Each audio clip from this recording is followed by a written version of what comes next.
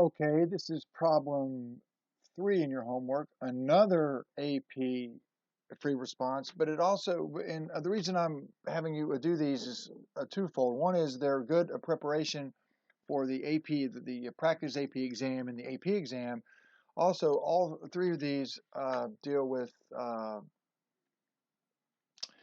some type of externalities. So in this one now, and why I wanted to have you see this graph is this is a little bit different from probably what you're used to seeing. Why? Because the cost curves are horizontal. And I wanted to just talk briefly about that. Why would that be? Well, that's just because this firm is able to produce more quantity at the same cost. So that they've figured out a way to be able to increase their output and maintain the same marginal cost throughout for whatever reason. And typically that's true of like a cable company. And it doesn't really say what this good is, but if we think back to our cable company, if you just if the cost of adding one more customer uh, to your, you know, giving one more a customer a cable is really just flipping a switch. So the marginal cost in companies like that typically are very low, near zero. So I just wanted you to see that. But we have a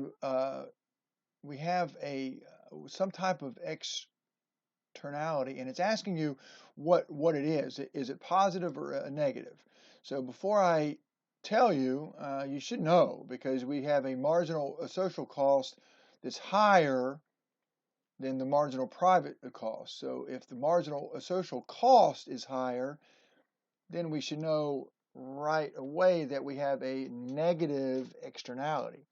A positive externality would have meant that the marginal social benefit would have been higher than the marginal private. But here, the marginal private benefit, which is the demand, equals marginal social benefit. So we don't have a positive externality, we have a negative. Okay, so we figured that out.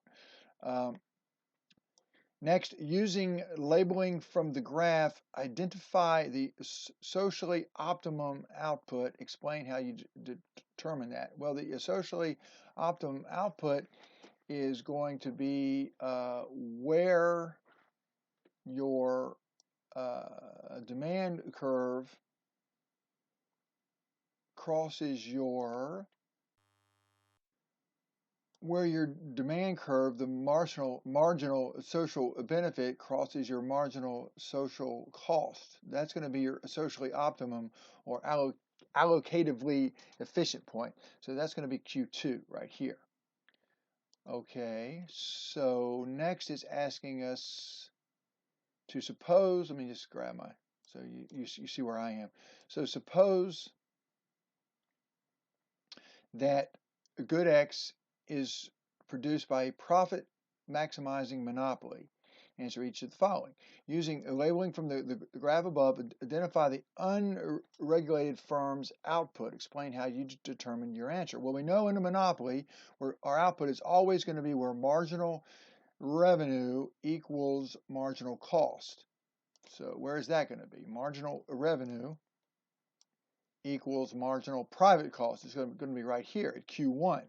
That's going to be our output at Q1. And then obviously our price is going to be up here, but it's not asking us that. It's just asking us for the quantity of output, right?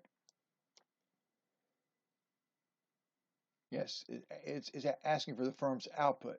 So you knew that by looking at where marginal revenue equals marginal private cost. Now, to produce the socially optimum output, indicate whether the government should tax or subsidize the firm.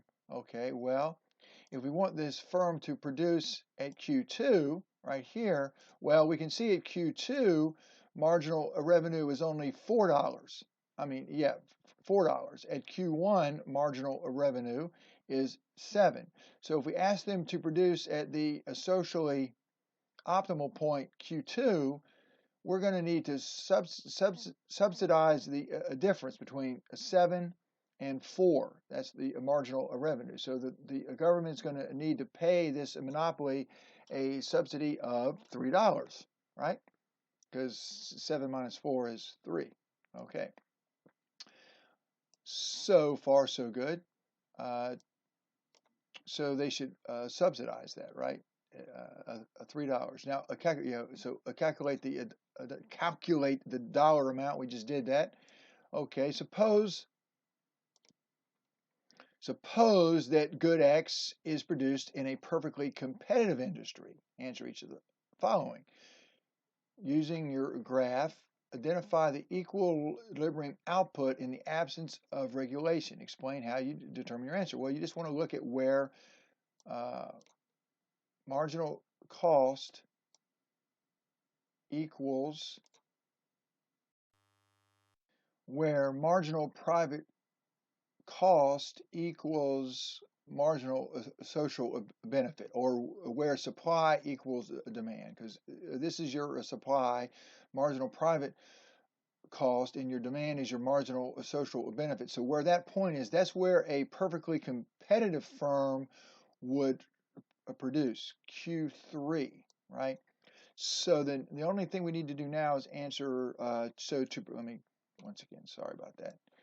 I know you get tired of my blue ball, but I just want you to know exactly where I am. So to produce the socially optimum output, indicate whether the government should tax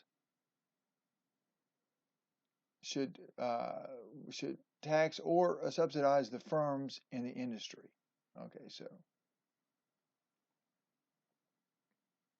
this is a little bit confusing because they're asking you to say where would you produce if you're a perfectly competitive industry, right?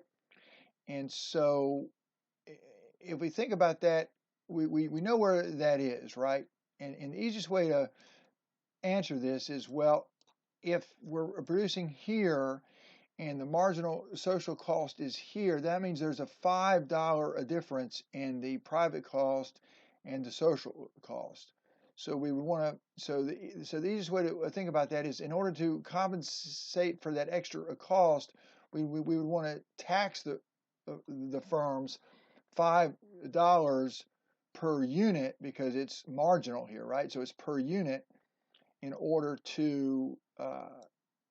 for them, and then it says in order for them to produce the socially optimum output. So the way to think about that is, we want the socially optimum output, we said, was Q2 right here. So in order to get a perfectly competitive firm to move from Q3 to Q2, produce less and pay for it, we would want to charge them a $5 tax, so that would add to their cost. So if their cost curve shifted up, they would also shift their production back from Q3 to Q2, and so they would move from here to here, and that would require a per unit $5 tax. And why it's per unit? Because these are marginal costs. So it's each additional unit is what this cost is. So this is $7 per unit, and this is $12 per unit. So that's why we would charge a per unit tax of $5 in order to get the firm to shift from here to here at the socially optimum level. Okay, I think that takes care of all the questions. Yes.